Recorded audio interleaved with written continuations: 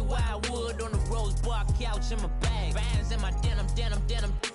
In my denim, she was trying to for a doubt. She don't give a she was in her bag. Welcome in, everybody. It's the coach, and you're tuned in to Madden 19 on EA Sports. Coming up next, we've got what should be a good one between the monsters of the Midway, the Chicago Bears, and the New Orleans Saints. I'll be back with you again with scores around the league at halftime. But kickoff right around the corner. And standing by to call the action, here are Brandon Godden and Charles Davis. From a city that's played host to 10 Super Bowls, here's a look inside the Mercedes-Benz Superdome in New Orleans. Nothing like the fanfare of introductions to an NFL game, and that was in evidence a moment ago. Fireworks, pyrotechnics, you name it. This crowd is ready as their guys get set to match up between the Chicago Bears and the New Orleans Saints. Along with Charles Davis, I'm Brandon Gaudin. And Charles, you look at this Saints team as they interplay. And losers their last time out, so they'll look to make amends here. And one of the best ways you can do that is to be at home, and they are. They're going to try and ride that home crowd and that wave of emotion to a victory in this one. Meanwhile, for our visitors, the Bears, they've come in on a nice run of recent form, 4 wins out of 5.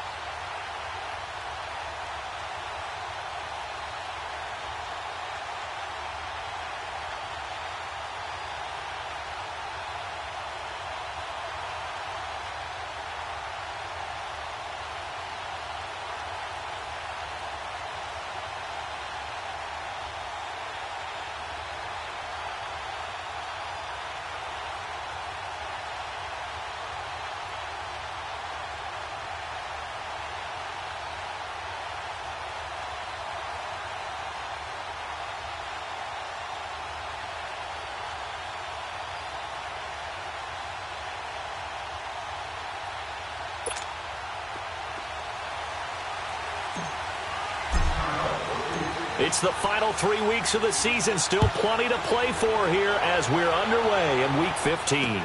This will be taken to the back of the end zone. And no run back here. This will be a touchback, and it comes out to the 25-yard line. And here come the Saints for their opening drive. They'll be taken out by the product of the University of Louisville, the talented Teddy Bridgewater. Coming off of a loss their last time out, I think he's just seeking to make a bigger impact on the game. He threw a touchdown pass, didn't throw an interception. I think he just wants to jump those numbers up in terms of flinging it around and letting his receivers get into the end zone.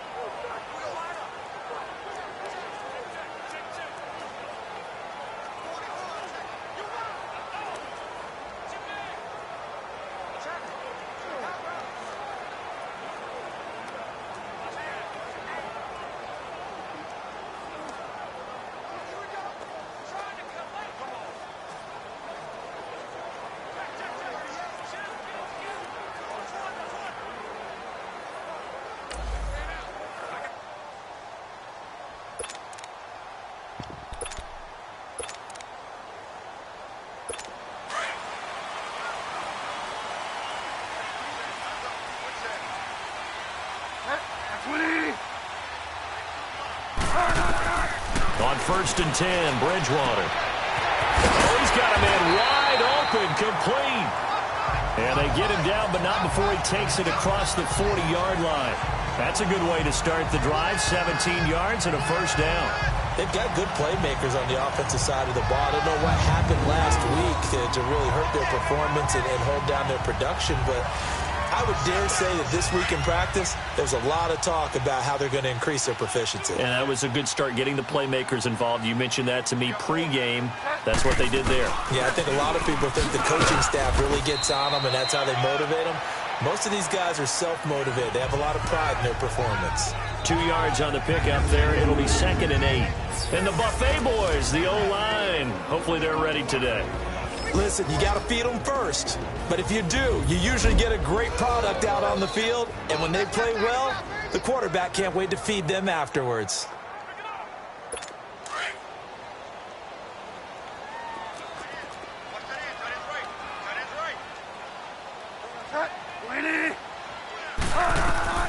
Second down, Bridgewater. And he'll go down. The Bears get there for the sack. Great job defensively. I think he was trying to go through his progressions, find someone to get rid of the football. Before he knew it, he was on his back. So that just brings us right back to what you said in the beginning. A great job defensively. Nowhere to go with the football. That led to the sack. 3rd and long for Bridgewater. Going down the middle, and it's complete. And he'll get it into enemy territory just across midfield at the 49. They get 15, but they still needed a little bit more. 4th down. How about this for an opening drive decision? You got 4th and short, just outside of field goal range in all likelihood. What do? I'm going for it. I've got to go get it right now. I want to establish a tone. It's early in the game. I want to let my offense know that I believe in them. And you know something else? I let my defense know I believe in them also by taking that gamble. If we don't get it, it's okay. You guys will cover for me.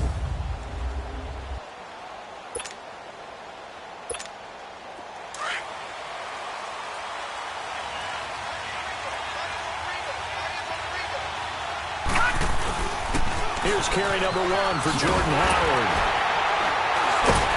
And this defense feeling the encouragement. They stop him at the line of scrimmage on the first play of the afternoon.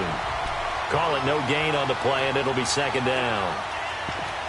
I know the scouting report on him is that he doesn't possess the eye discipline to be an elite linebacker. And what that means is his ability to read, react, and make a play. But on that one, he looked like one of those guys. Looking to throw on 2nd down. Reed rolling to his right. On the crossing route, complete. It's Bird. He got 29 yards that time. That's the number 2 receiver in the NFL in terms of yardage. And tell you what, a few more plays like that, he won't be number 2 for long. Well, that's what often happens when you have competitors running around the field. These guys know where they stand in relationship to yardage, totals, numbers, the whole deal. And let's face it, all of them, they all want to be number 1. And some good tackling there as he stopped up at about the 41. Give him a couple on the carry there, 2nd and 8. They tried a quick hitter inside, but that one was swallowed up because what they're hoping, those big defensive linemen will take the bait and move laterally and open up a crease that they can run through. Didn't happen on that play. Trying to get it to Robinson, and it's intercepted. Picked off at the 40, 30, 10, and he will take this one home. It's a touchdown. I don't know who all is to blame there, but I love seeing pick sixes. Nothing like seeing someone pluck it out of the air and go the other way and see people try to change directions. Hard to do. What's good on the extra point, and it's now a 7-0 game. That'll be taken in the end zone. And he'll wind up about 4 yards shy of where he would have been if he had taken a knee, as they'll start at the 21-yard line. Here's the Chicago offense coming back out onto the field. And following the pick six, and they had decent field position in throwing that pick six. We'll see how they attack this drive. And I think all you say to your guy is, listen, let's just take care of the football a little bit better. Make some better decisions on this drive, and they'll probably help them a little bit with maybe some really high percentage throws early. to let him get settled back in. But they told us they've got confidence. That's not a problem. Yeah, not a problem at all. They just want to make sure they get things settled down a little bit for their offense and give their defense a little bit of a chance to rest. On first, they go right back to Howard. And he'll be taken down right around the 34 after a pickup of only a yard. One thing to keep in mind, partner, especially in the second half, when you've got a running back of this size, of these dimensions, I can just tell you, attrition does set in for a defense because you're excited about hitting him in the first half. Maybe not so much in the second half, and some of these shorter gains turn into bigger runs later. He's got his man on the crossing route. A good pickup there, 26 yards. Looked like the defense put pretty good pressure on him, but he's able to flush out to his right to try and evade people. On the run, had to get on his horse. Still accurately throws a nice pass for a first down. And he's going to fight his way forward here for a modest gain.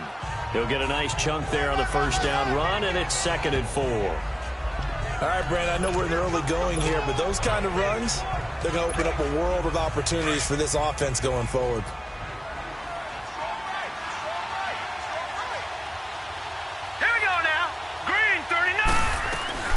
Here's the first carry for Tariq Cohen. And he'll work it inside the 30 to the 29-yard line.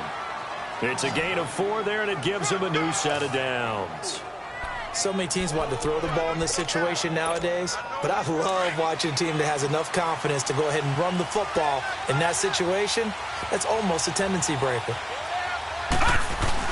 On first down, they run with Howard. And he'll take this down just shy of the 25-yard line. 3 yards on the pickup there, and it'll be 2nd down.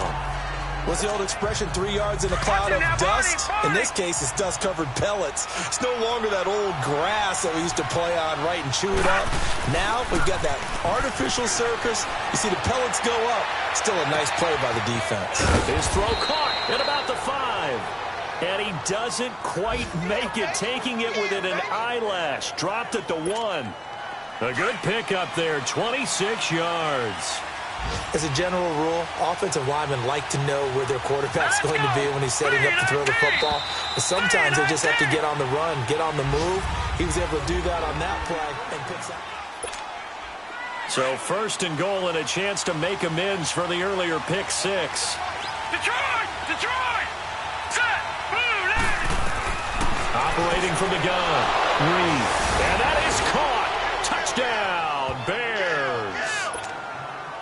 Taylor Gabriel, his 11th touchdown of the year. And the Bears are an extra point away from tying the football game. Good bounce-back drive right there through the pick on drive number 1. Drive number 2 leads them right down the field into the end zone. Agree totally. Excellent bounce back, tremendous poise, confidence never lost, and obviously he transmitted that to his teammates as well. What a really nice drive. A first update now from Cleveland, and that is now a 2-touchdown lead for the Browns in that game. We'll keep you updated on that one as it progresses.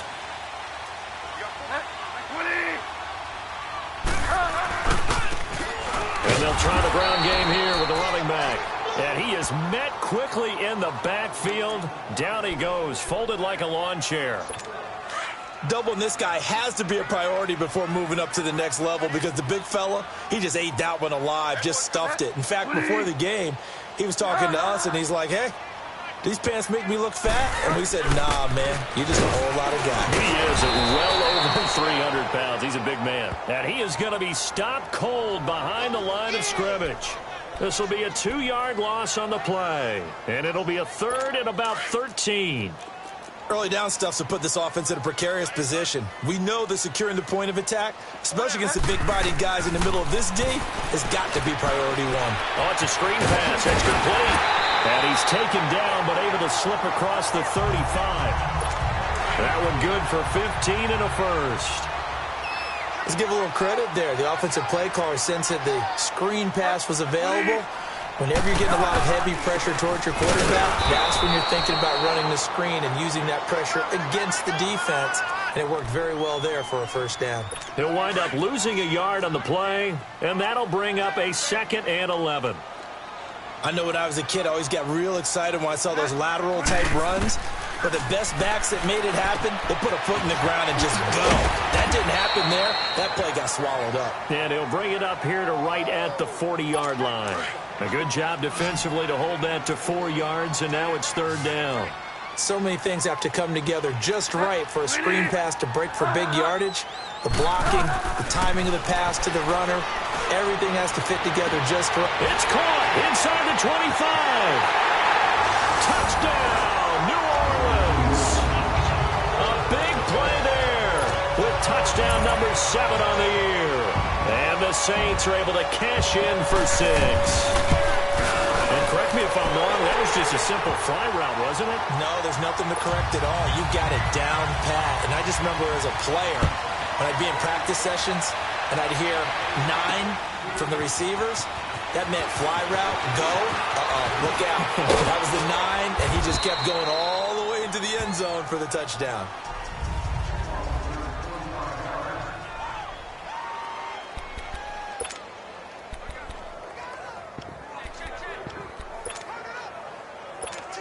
And now Chicago getting ready to go is to do that again. And when you start plotting for this drive, when you start thinking to yourself, okay, what are we going to do? You don't go away from what you did before because that worked, but you have to be prepared for wrinkles and counters because you know they'll make some adjustments. They tried a quick hitter inside, but that one was swallowed up because what they're hoping, those big defensive linemen will take the bait and move laterally and open up a crease that they can run through. Didn't happen on that play. To throw on second down, Reed. They'll roll him out right. And out of bounds on the other side of midfield at the 45. A good pickup there at 22. So in the second quarter, he's already up over 100 yards receiving now.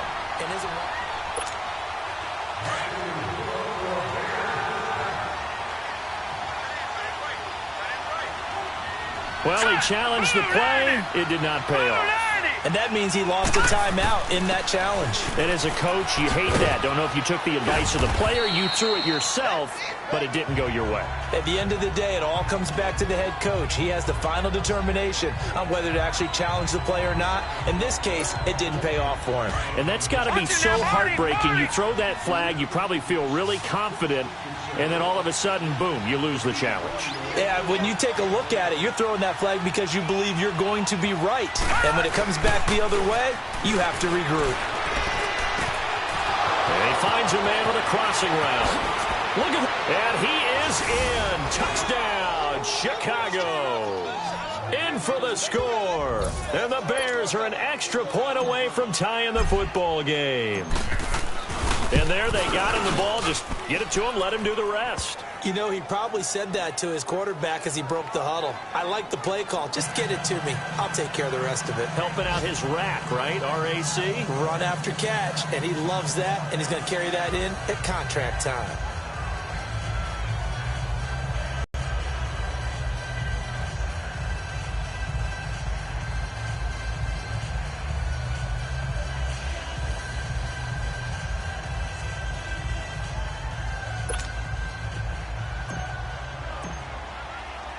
So we're right back where we started, all even as the kick's away. This is taken about 7 yards deep. And he'll elect not to return this one, so they'll bring it out to the 25 on the touchback.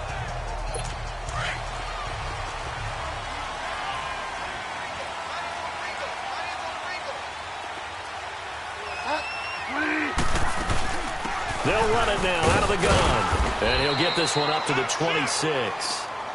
Just a yard on the pickup there, and it'll bring up a 2nd and 9. Well, we saw him there trying to get it to the outside, trying to get to the perimeter, but not a whole lot of room there. But there's got to be one positive to that. If you keep moving laterally, creases tend to develop as the game moves on, and they can run it back inside later. His throw incomplete. Sometimes the coverage is so good, no matter what you're doing on offense, you just can't shake anyone free. They try their best to find someone open, but they took away every passing alley, every angle, and shut the play down. Third down.